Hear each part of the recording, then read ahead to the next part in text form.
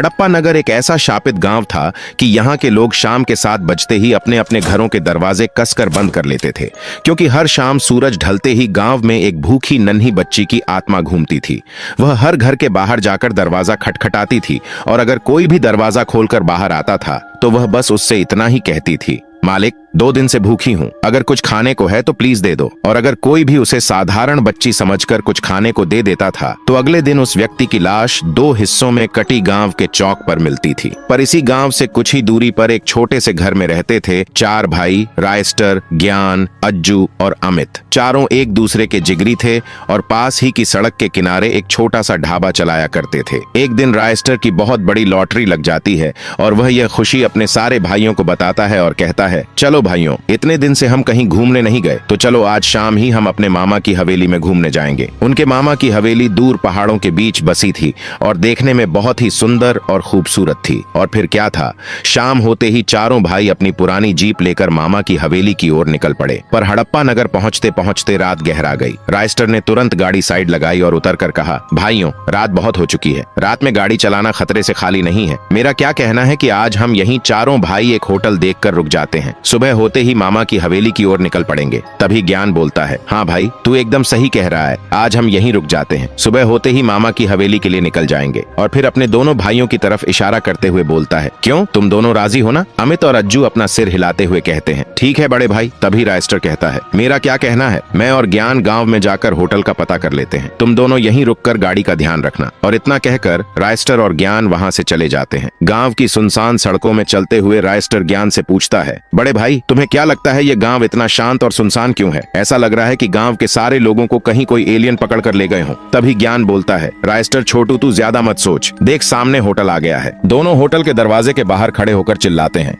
अरे सुनते हो, क्या कोई घर पर है? तभी गांव का सरपंच घर के बाहर आता है और बोलता है, क्या हुआ तुम दोनों को, इतनी रात को क्यों चिल्ला रहे हो? तभी ज्ञान बोलता है, मालिक, हम अपने मामा के घर जा रहे थे, पर गांव में पहुंचते पहुंचते रात गहरा गई, हमें बस एक रात के लिए रहने के लिए कमरा चाहिए। हम 4 आदमी हैं, सुबह की पहली किरण के साथ ही हम इस गांव से निकल जाएंगे। यह सुनते ही सरपंच के रोंगटे खड़े हो जाते हैं। सरपंच बोलता है, बेटा, जितनी जल्दी हो सके तुम इस गांव से निकलने की कोशिश करो, क्योंकि यह गांव एक शापित गांव है। इतना सुनते ही रायस्टर हंस पड़ा और बोला, सरपंच जी, तुम हमें नहीं जानते, हमसे बड़ा श्राप कौन है? हमें इस गांव और इस घर में रहने दीजिए, हम सुबह होते ही यहाँ से निकल जाएंगे। सरपंच उन दोनों की इतनी जिद करने पर मान जाता है और फिर रायस्टर ज्ञान से कहता है, ज्ञान, तुम उन दोनों को भी यहाँ पर बुला कर लेकर आओ, तब तक मैं होटल को अच्छे से देख लेता हूँ। ज्ञान चुपचाप वहाँ से चला जाता है। रास्ते में चलते चलते वह देखता है कि सड़क के बीचों बीच एक छोटी नन्ही बच्ची खड़ी जोर जोर से रो रही होती है। ज्ञान उसके पास जाता है और पूछता है, बेटा, तुम इतनी रात को यहाँ क्या कर रही हो? तभी वह बच्ची बोलती है, अंकल, मैं 2 दिन से भूखी और प्यासी हूँ, कृपया करके अगर कुछ खाने को है तो दे दो। पर ज्ञान के दिमाग में पता नहीं क्या खुराफाती जागता है। वह बोलता है, बेटा, खाने को कुछ नहीं है, लेकिन पीने को तो है। वह बेशर्मी से उस छोटी नन्ही बच्ची पर पेशाब कर देता है और हंसते हुए कहता है, ले पानी। पर जैसे ही वह वहाँ से जाने की कोशिश करता है तो वह रहस्यमयी तरीके से जलकर भस्म हो जाता है और फिर वह बच्ची हंसते हुए वहाँ से गायब हो जाती है। उधर होटल की खिड़की के पास खड़ा रायस्टर बेचैनी से बाहर देख रहा होता है। वह मन ही मन बड़बड़ाता है, इतनी देर हो गई, बड़े भाई अभी तक दोनों को लेकर क्यों नहीं आए? लगता है मुझे खुद ही जाना पड़ेगा। रायस्टर तुरंत गांव की सुनसान गलियों में निकल पड़ता है। ज्ञान को आवाज देता हुआ आगे बढ़ता है, लेकिन कुछ ही दूर जाते ही उसके कदम वहीं थम जाते हैं। सड़क के बीचों बीच उसका भाई ज्ञान 2 टुकड़ों में बंटा निर्जीव पड़ा होता है। यह दृश्य देखते ही रायस्टर के रोंगटे खड़े हो जाते हैं। अब उसे समझ आ जाता है कि गांव का बूढ़ा सरपंच झूठ नहीं बोल रहा था। इस गांव में सचमुच कोई भयानक रहस्य छुपा है। डर के मारे वह लाश वहीं छोड़ देता है और भागता हुआ वापस अज्जू और अमित के पास पहुंचता है। अज्जू घबराकर पूछता है, क्या हुआ रायस्टर, इतना हाफ क्यों रहे हो? और ज्ञान कहाँ है? रायस्टर कांपती आवाज में कहता है, यह बताने का समय नहीं है, जल्दी गाड़ी में बैठो वरना हम सब मारे जाएंगे। तीनों तुरंत गाड़ी में बैठ जाते हैं। रायस्टर गाड़ी स्टार्ट करता है और तेज रफ्तार में गांव से बाहर निकल जाता है, लेकिन कुछ ही दूरी पर अचानक गाड़ी में आग लग जाती है। गाड़ी जोरदार विस्फोट के साथ फट जाती है। तीनों हक्का बक्का होकर बाहर खड़े होते हैं और समझ ही रहे होते हैं कि यह सब क्या हो रहा है। तभी हवा में एक डरावनी आवाज गूंजती है, तुम्हें क्या लगा मैं तुम्हें इतनी आसानी से गांव से जाने दूंगी? ये सुनते ही तीनों की रूह कांप उठती है। डर के मारे वे भागते हुए वापस गांव की ओर दौड़ते हैं। गांव पहुंचते ही अज्जू हाँफते हुए कहता है,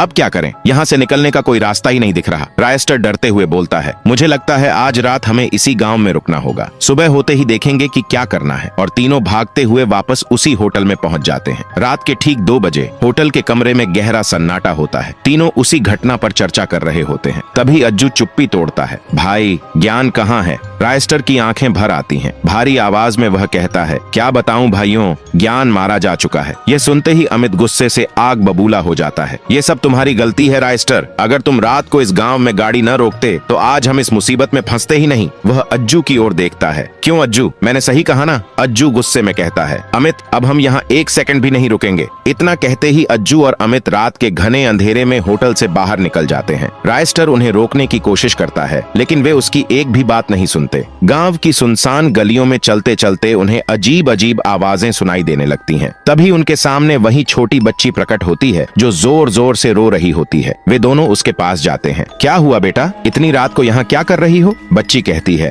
अंकल मैं 2 दिन से भूखी हूँ, कुछ खाने को दे दो। यह देखते ही अज्जू समझ जाता है कि यह कोई साधारण बच्ची नहीं है। वह जोर से चिल्लाता है, भाग अमित, अपनी जान बचाकर भाग। अमित डर के मारे भाग जाता है, लेकिन जैसे ही अज्जू मुड़ता है वह रहस्यमयी आग में जलकर भस्म हो जाता है और बच्ची हंसते हुए फिर गायब हो जाती है। दूसरी ओर अमित भागते भागते उसी जगह पहुंच जाता है जहां ज्ञान की लाश पड़ी होती है। लाश देखते ही वह अंदर से टूट जाता है। वह बड़बड़ाने लगता है, अब मैं नहीं बचूंगा, अब मैं नहीं बचूंगा। तभी वही बच्ची उसके सामने प्रकट होती है और उसे भी उसी रहस्यमयी आग में जला देती है। अगले दिन रायस्टर गांव में ही ज्ञान का अंतिम संस्कार कर रहा होता है। तभी एक आदमी दौड़ता हुआ उसके पास आता है और कहता है, भाई अज्जू और अमित भी मारे गए हैं। यह सुनते ही रायस्टर के पैरों तले जमीन खिसक जाती है। वह दौड़ता हुआ वहां पहुंचता है, लेकिन वहां का दृश्य देखकर उसके होश उड़ जाते हैं। उसके एक भाई के पैर गायब थे और दूसरे का सिर गायब था। यह सब देखकर रायस्टर अब सब कुछ समझ चुका था कि यह कोई मामूली शाप नहीं है। वह मन ही मन कहता है, अब मुझे ही इस रहस्य को सुलझाना होगा। शाम होते ही रायस्टर सीधे उसी बूढ़े सरपंच के पास जाता है और पूछता है, सरपंच जी आखिर यह गांव इतना भयानक क्यों है और यह शाप क्या है? सरपंच कांपती आवाज में कहता है, बेटा क्या बताऊं, हर शाम सूरज ढलते ही गांव में एक नन्ही बच्ची की आत्मा घूमती है। वह हर घर के बाहर जाकर दरवाजा खटखटाती है। अगर कोई बाहर निकल आता है तो वह बस एक ही आवाज दोहराती है, अंकल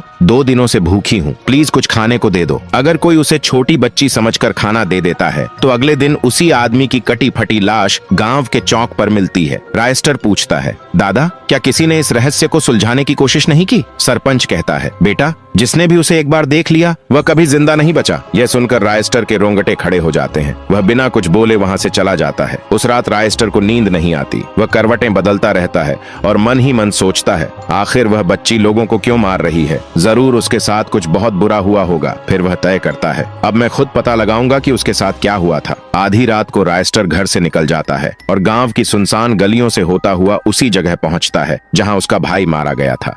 वह जोर जोर से चिल्लाता है, अगर हिम्मत है तो सामने आ। तभी आसमान का रंग काला हो जाता है और वह बच्ची सामने प्रकट होती है, फटे पुराने कपड़े, हाथ में खंजर। रायस्टर डर जाता है लेकिन कांपती आवाज में पूछता है, आखिर तुम्हारे साथ ऐसा क्या हुआ था कि तुम इतना भयानक बदला ले रही हो? तभी बच्ची की आंखों में आंसू भर आते हैं क्योंकि इतने सालों बाद किसी ने उससे यह सवाल पूछा था। वह कहती है, तुम मुझे अच्छे इंसान लगते हो, तुम्हारा नाम क्या है? रायस्टर कहता है, मेरा नाम रायस्टर है, मैं अपने भाई की मौत और तुम्हारे बारे में जानने आया हूँ। बच्ची कहती है, तो सुनो, यह बात करीब 10 साल पुरानी है। इसी गाँव से थोड़ी दूर मेरा छोटा सा घर था। मैं, मेरे माता पिता और मेरा बड़ा भाई वहाँ रहते थे। मेरे पिता दिन भर गांव की सड़कों पर रिक्शा चलाते थे। एक दिन उनका भयानक सड़क हादसा हो गया और उसी हादसे में उनकी मौत हो गई और इतना बड़ा सदमा मेरी माँ से सहन नहीं हुआ। वह वहाँ पागल सी हो गई और दिन रात पिता की तस्वीर के सामने बैठकर रोती रहती थी। और एक दिन वह भी हमें छोड़कर चली गई और हालात इतने बुरे हो गए कि मैं और मेरा भाई दिन रात सड़क के किनारे बैठकर भीख मांगने लगे। एक दिन मैं और मेरा भाई सड़क के किनारे बैठे भीख मांग रहे थे। तभी एक अमीर आदमी नशे में गाड़ी चलाते हुए आया और मेरे भाई को टक्कर मार दी। मेरा भाई मौके पर ही मर गया। मैं मदद की गुहार लगाती रही लेकिन वह आदमी हंसते हुए मुझ पर पेशाब करके वहां से चला गया। दर्द और भूख से तड़पती हुई मैं इस गांव में आ गई। घर घर जाकर खाना मांगा लेकिन किसी ने कुछ नहीं दिया। एक दिन मैं एक पेड़ के नीचे बैठी भीख मांग रही थी। तभी गांव का सरपंच मेरे पास आया। उसने कहा, बेटी अगर खाना चाहिए तो मेरे साथ चलो। मैं उसकी बातों में आ गई और उसके साथ चली गई। उस दिन उसने मेरे साथ बहुत गलत काम किया और सबूत मिटाने के लिए मुझे जान से मार दिया। तब से मैं उसी सरपंच को ढूंढ रही हूँ। ये सब सुनकर राइस्टर कहता है, ठीक है, मैं तुम्हारी मदद करूंगा, लेकिन क्या तुम बदले में मेरे भाइयों को जिंदा कर सकती हो? वह बच्ची कुछ नहीं कहती और वहाँ से गायब हो जाती है। अगली रात राइस्टर सरपंच के पास जाता है और उसे बहला फुसलाकर गांव की सुनसान सड़क पर ले आता है। तभी वह बच्ची प्रकट होती है। राइस्टर कहता है, मैंने तुम्हारा काम कर दिया, अब आगे सब तुम्हारे हाथ में है। इतना कहकर वह पीछे हट जाता है। बच्ची सरपंच की ओर बढ़ती है। सरपंच भागने की कोशिश करता है, लेकिन बच्ची उसे आग में जलाकर राख कर देती है। दूर खड़ा रायस्टार ये सब देख रहा होता है। तभी अचानक उसकी आंखों में रहस्यमयी सी चमक फैल जाती है और जैसे ही उसकी आंख खुलती है, वह खुद को अपनी खाट पर सोया हुआ पाता है। रायस्टार हड़बड़ाकर उठ बैठता है। उसका पूरा शरीर कांप रहा होता है। वह घबराई हुई आवाज में कहता है, क्या ये सिर्फ एक सपना था? लेकिन इतना भयानक सपना कैसे हो सकता है? तभी उसे अपने भाइयों का ख्याल आता है। वह घबराते हुए अपने ढाबे की ओर दौड़ पड़ता है। जब वह वहां पहुंचकर देखता है तो उसके सामने उसके सभी भाई पूरी तरह सुरक्षित खड़े होते हैं। तो दोस्तों, ये कहानी आपको कैसी लगी? अगर आपको पसंद आई हो तो एक लाइक और सब्सक्राइब जरूर करें।